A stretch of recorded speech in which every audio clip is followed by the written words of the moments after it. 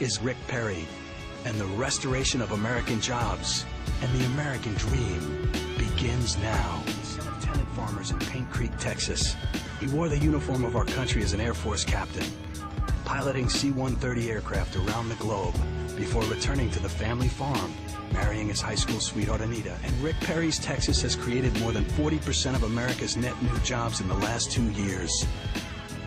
It's time to get America working again. We need a leader who knows private enterprise, not government, creates jobs. Someone with proven executive leadership, willing to make tough choices on government spending. And I'll promise you this. I'll work every day to try to make Washington, D.C. as inconsequential in your life as I can.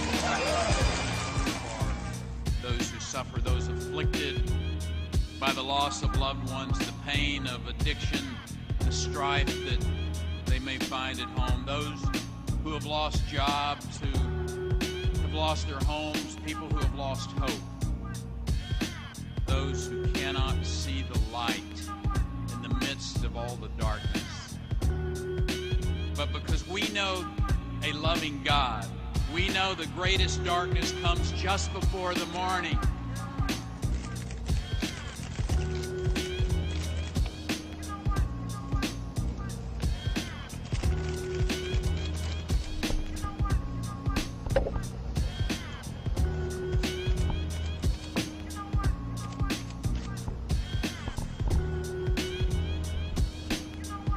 If I may, I'd like to ask everyone here to join in a moment of silence to mark the time when the first plane struck the World Trade Center 10 years ago.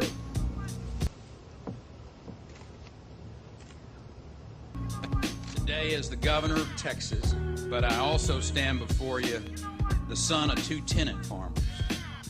Ray Perry, who came home after 35 bombing missions over Europe to work his little corner of land out there, and Amelia, who made sure my sister Mill and I had everything that we needed, including hand sewing my clothes until I went off to college. I'm the product of a place called Paint Creek. Doesn't have a zip code.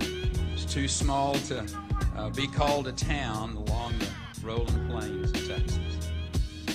We grew dryland cotton. Senator Perry, question about Texas. Your state has executed 234 death row inmates, more than any other governor in modern times. Have you struggled to sleep at night with the idea that any one of those might have been innocent? No, sir, I've never struggled with that at all.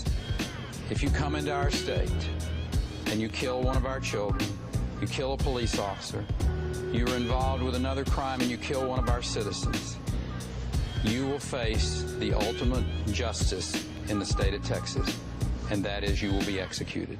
What do you make of But no one's had the courage to stand up and say, here is how we're going to reform it, we're going to transform it, we're going to fix it so that our young Americans will know without a doubt that there were some people who came along that didn't lie to them, that didn't try to go around the edges, and told them the truth.